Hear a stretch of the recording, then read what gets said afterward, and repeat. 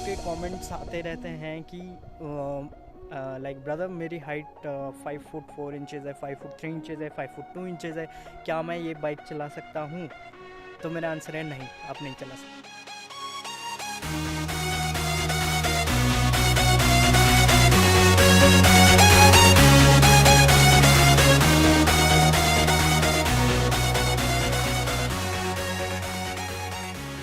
Hello guys, welcome back to Sandy's after hours and this is Mandy. I hope आप सभी लोग ठीक होंगे। एंड आज मौसम भी अच्छा है, सब बढ़िया है, सब बढ़िया लग रहा है। तो यार आज मैंने सोचा है किस टॉपिक पे वीडियो बनाएं। तो जैसा कि मैंने देखा हमारे चैनल पे सैंडीज आफ्टर आवर्स पे काफ़ी सारे लोग कंसर्न हैं अपनी हाइट को लेकर, और काफ़ी अलग अलग बाइक्स में सभी लोगों ने कमेंट किया था उनकी हाइट इतनी है, कौन सी ठीक रहेगी, ये वो। तो आज यार मुझे लग रहा है कि क्यों ना एक और वीडियो बनाई जाए हाइट रिव्यू के बारे में। लेकिन इस बार जैसा कि आपने देखा लास्ट बार मैंने वीडियो बनाई थी अपनी यामा MT-15 पे हाइट रिव्यू, तो मैं सोच रहा हूँ कि इस बार मैं अपने बड़े भैया की बाइक जो कि है क्लासिक 350 रॉयल इनफील्ड, उस पर बनाई जाए हाइट रिव्यू के बारे में। मेरे क्या रिव्यूज़ रहते हैं, मैं कैसे हैंडल करता हूँ, और इन सारी चीज़ों के बारे में। और हम राइड भी करेंगे, काफ़ी दिनों बाद चलाऊँगा। यहाँ है मेरी यामा MT-15, यहाँ है मेरे बड़े भैया की क्लासिक 350। तो आज देखते हैं यार राइड रिव्यू कैसा रहता है अपना, और क्या क्या चैलेंजेस आते हैं, क्या किन किन चीज़ों को मैं फॉलो करता हूँ जैसा उसमें किया था, उन्हीं स्टेप्स को फॉलो करते हुए but in royal Enfield classic 350। तो ये सारी चीज़ें मैं आपके साथ शेयर करूँगा और देखते हैं कि कैसा रहता है पूरा। चलो लेट्स गो। तो गाइस सबसे इम्पोर्टेंट गियर अपने लिए यही है, अपना चश्मा। बाकी यार और चीज़ें भी लगा ही लेते हैं।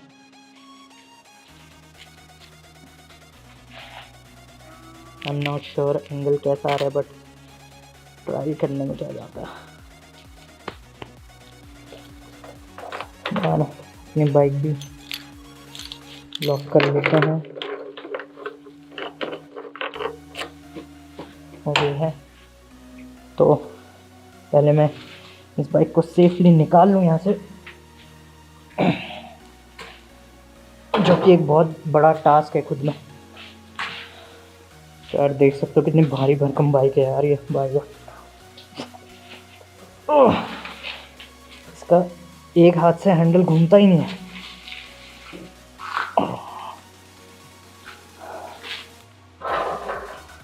A few moments later.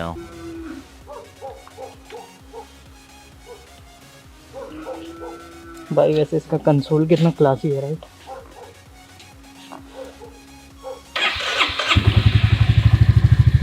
इसकी आवाज़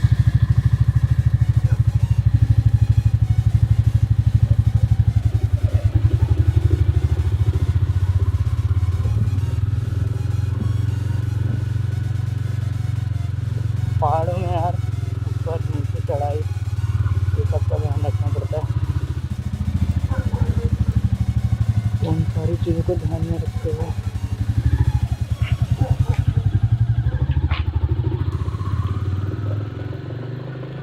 आवाज़ सुनो यार रॉयल इनफील्ड की, भाई दमदार है।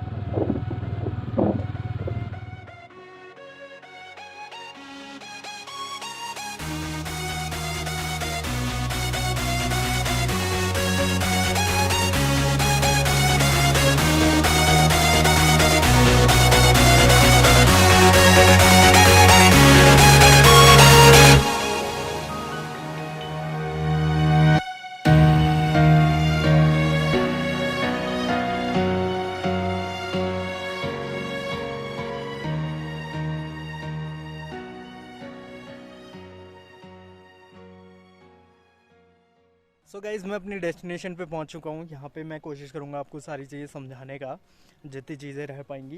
तो यहाँ है मेरे बड़े भैया की रॉयल इनफील्ड क्लासिक 350, और यहाँ पे मैं आपके साथ शेयर करूँगा अपने opinions on height 5 foot 2 inches, और क्या क्या चीज़ें, क्या क्या प्रिकॉशंस आप फॉलो कर सकते हैं, क्या क्या चीज़ें, क्या कहाँ कहाँ पे प्रॉब्लम्स आ सकती हैं। और कई सारे लोगों के कमेंट्स आते रहते हैं कि लाइक ब्रदर मेरी हाइट 5 फुट 4 इंचज़ है, 5 फुट 3 इंचज़ है, 5 फुट 2 इंचज़ है, क्या मैं ये बाइक चला सकता हूँ? तो मेरा आंसर है नहीं, आप नहीं चला सकते। What the hell did you just say? I am joking because आप चला सकते हैं। आप बस सोच रहे हैं कि आप नहीं चला सकते, इससे आप नहीं चला सकते, लेकिन आप सोचेंगे कि आप चला सकते हैं तो आप डेफिनेटली चला सकते हैं। रियल एग्जांपल मैं आपके सामने हूँ, मैं चला पा रहा हूँ, मेरी हाइट 5 फुट 2 इंचेस है, तो मैं आसानी से चला ले रहा हूँ, मुझे कोई दिक्कत नहीं आ रही। बट मैं प्रिकॉशंस लेके चला रहा हूँ, और जहाँ जहाँ पे जो जो प्रॉब्लम्स मुझे आ रही हैं वो मैं डेफिनेटली आपके साथ डिस्कस करूँगा, बताऊँगा आपको। और आपको एक और एग्जांपल देता हूँ, शायद आप मेरी बात ना माने, बट आप इंटरनेट पे जाइए और डैनी पेड्रोसा करके एक काफ़ी फेमस मोटरसाइकिल राइडर हैं, उनकी ज़रा हाइट देखिए और वो क्या कर रहे हैं, वो क्यों इस मुकाम तक पहुँचे, और मतलब वो उन्होंने क्या क्या चीज़ें अचीव कर पाए हैं वो इस हाइट पे। So he must be an inspiration, वो भी आपके लिए एक इंस्पिरेशन बन सकते हैं। तो गो चेक इट, तो शायद आपको थोड़ी सी होप मिल जाए। और तो गाइज़ आई होप आपको मेरी आवाज़ साफ सुनाई दे रही होगी। तो यार सबसे पहले मैं शुरू करता हूँ, जो कि सबसे ज़्यादा कंसर्न रहता है, सभी लोगों का कंसर्न रहता है, वो फूड प्लांटेशन से। तो यार ये देखो मैं बैठ गया हूँ, ठीक है। अब ज़रा मैं इसे सीधे करता हूँ और अब आप देख सकते हैं मेरा फूड प्लांटेशन कैसा है, ठीक है। मुझे फील हो रहा है कि मैं अपने दोनों टोस को टच कर पा रहा हूँ ग्राउंड के साथ। तो मेरा फुट प्लांटेशन एकदम परफेक्ट है, दोनों टोज़ मेरे टच हो रहे हैं। और इतना तो मेरा to be honest Yamaha MT-15 में भी नहीं होता है। तो मैं दोनों टोज़ को टच कर पा रहा हूँ ग्राउंड पे। बाकी मैं आपको दूसरा शॉट यहाँ से दिखा देता हूँ। वो लेफ़्ट साइड एंगल था, ये राइट साइड एंगल रहेगा। तो इस तरह से तो आप देख सकते हैं यार, फुट प्लांटेशन तो मेरा दोनों जगह से एकदम ठीक है। मेरे जो टोज़ हैं वो एकदम ग्राउंड पे लग पा रहे हैं, और मैं इसे आराम से हैंडल कर रहा हूँ बिना हाथ मतलब बिना हैंडल्स पे हाथ रखे। तो मैं इसे बैलेंस कर पा रहा हूँ, मतलब बाइक को, ठीक है। तो ये तो सबसे पहली चीज़ हो गई। आपको पता होगा इस बाइक की height actual classic 350 royal Enfield उसकी हाइट लगभग 800 से 805 रहती है। लेकिन आपको पता होगा कि इस बाइक में हमने लो राइडर सीट इंस्टॉल करवाई है, तो जिसकी मदद से कुछ इंचेस का फ़र्क आया है। तो वो इससे भी ज़्यादा कंफर्टेबल रहेगी, 5 फुट 3 इंचेस, 5 फुट 4 इंचेस, फिर उसके so on and so fourth. तो ये रहा आपका, इस साइड से मैंने आपको दोनों साइड से एंगल दिखा दिया। इसने मेरी पुरानी वीडियो यामाहा MT-15 में भी मैंने एक हाइट रिव्यू बनाया कि कितनी हाइट रिक्वायरमेंट है फॉर यामाहा MT-15। जिसने नहीं देखी है वो मैं यहाँ पिन कर रहा हूँ, तो वो जाके देख सकते हैं। बाकी चीज़ यार आपको एक चीज़ मेंशन करना चाहता हूँ, जैसे कि आपको पता ही होगा यामाहा MT-15 की भी हाइट 800-805 के आसपास है। इसकी भी हाइट लेकिन लो राइडर सीट इंस्टॉल करने के बाद थोड़ी सी कम हो गई। तो ये not only is it just for royal Enfield या यामाहा MT-15, ये बाकी और बाइक्स के लिए भी है ये वीडियो।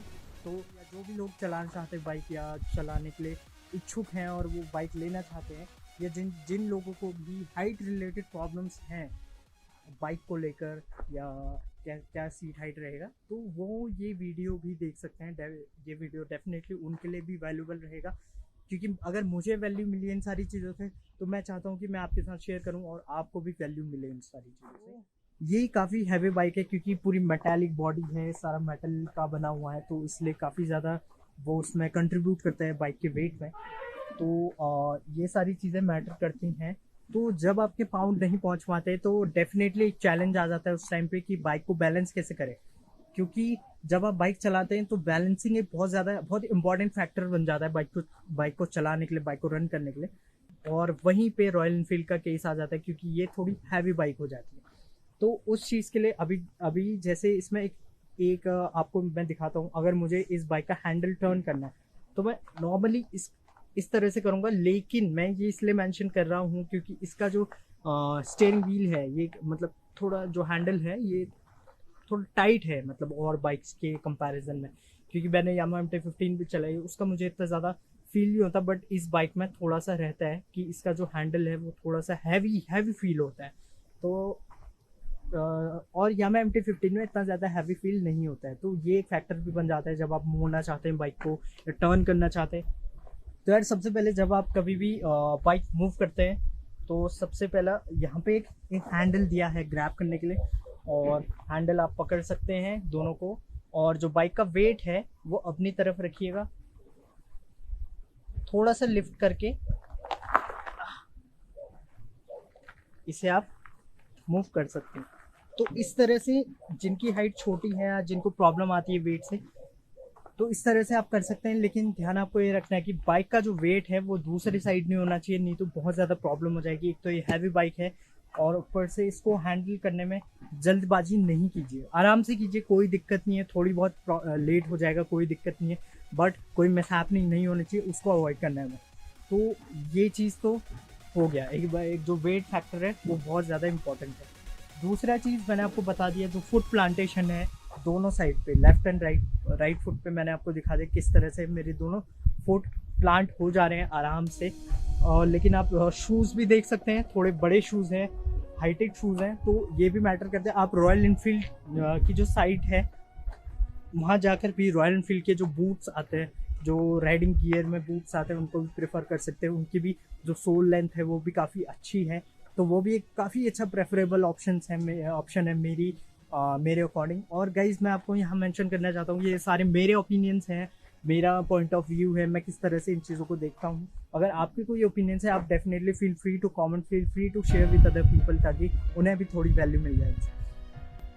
ये चीज़ तो हमारा फुट प्लांटेशन हो गया है, हमारा बैलेंसिंग द वेट हो गया है। अब कई बार क्या आता है कि आपको चढ़ाई और ढलान पे आपको अपनी जो बाइक है उसको हैंडल करना पड़ता है, तो उस टाइम पे मुझे रॉयल इनफील्ड की सबसे खास बात ये लगी कि इसके जो ब्रेकिंग्स हैं वो काफ़ी अच्छे हैं, काफ़ी रिलायबल ब्रेक्स हैं इसके।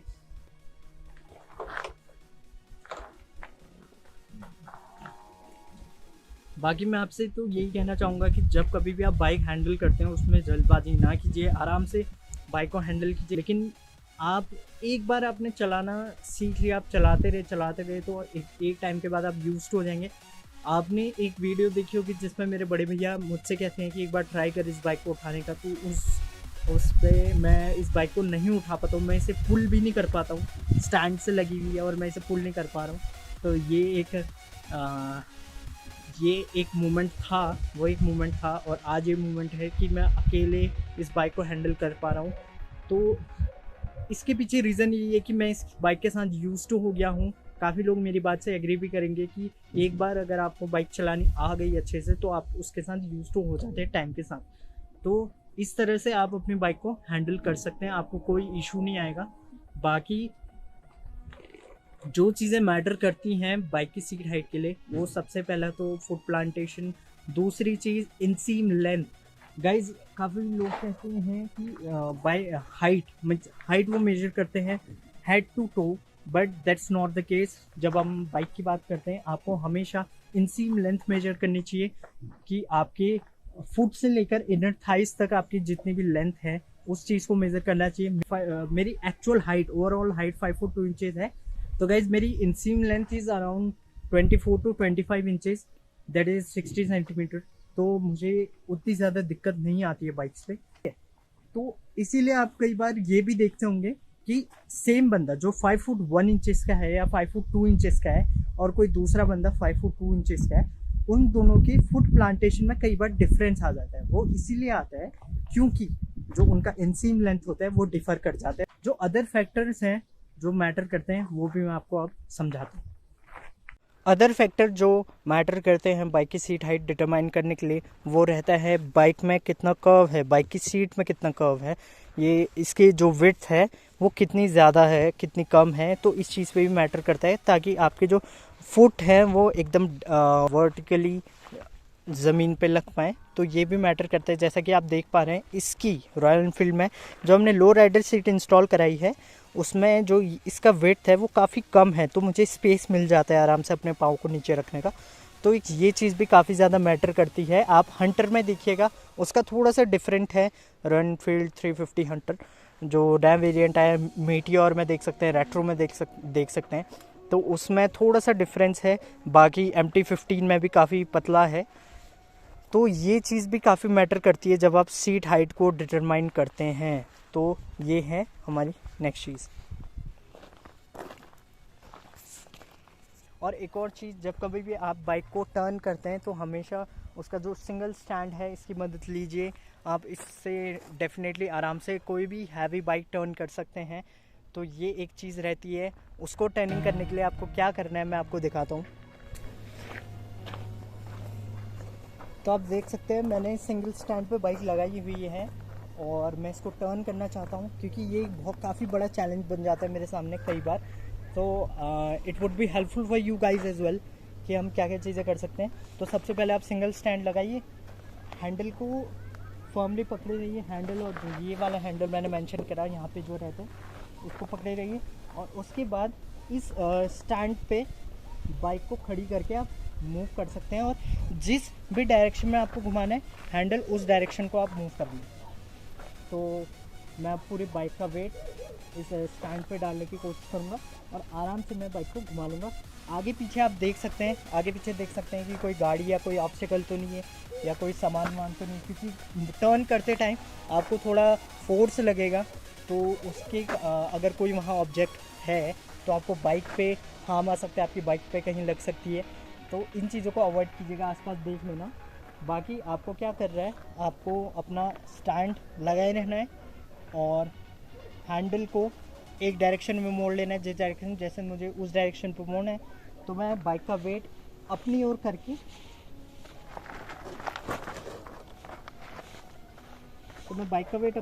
इसको घुमा लूँगा इस तरह से। तो आप इस तरह से ऐसे मूव कर सकते हैं, कोई दिक्कत नहीं आएगी, आराम आराम से आप बाइक को मूव कर सकते हैं। तो आई होप ये चीज़ भी आपके लिए बेनिफिशियल रहेगी मोड़ते टाइम। जल्दबाजी में नहीं कीजिए, एकदम स्पेस देख के करना है सारा काम, और बाकी सेफ राइड करना है और राइड को एंजॉय करना है। बाकी लेट्स रैप इट अप, और आज की वीडियो में इतना ही। तो क्लासिक 350 रॉयल एनफील्ड का हाइट रिव्यू भी मैंने आपको बता दिया, हाइट चैलेंजेस जो आएंगे वो सारी चीज़ें। तो मुझे लगता है कि 5 फुट 2 इंचेस डेफिनेटली चला सकते हैं, 5 फुट 1 इंचेस भी चला सकते हैं, कोई दिक्कत नहीं है। बस जो प्रिकॉशंस है उनका ध्यान लीजिए और राइड का मज़ा लीजिए। चले bye, thank you so much, और मिलते हैं अगली वीडियो पे।